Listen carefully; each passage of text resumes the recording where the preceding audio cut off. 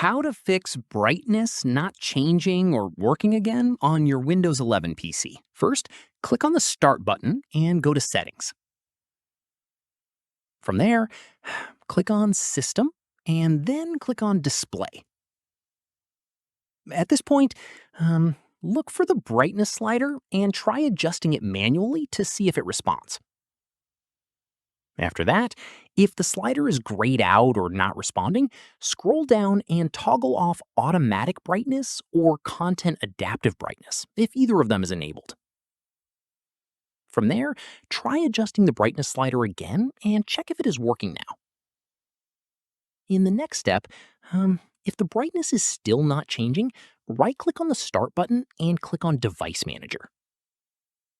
From there, expand the Monitor section. Right-click on your monitor and click on Update Driver. Click on Search Automatically for drivers and let Windows find and install the latest monitor driver. Once done, restart your PC and check if the brightness controls are working. Following this, if the issue persists, go back to Device Manager and expand the Display Adapter section. From there, right-click on your graphics driver and click on Update Driver. Click on Search Automatically for drivers and wait for the update to complete.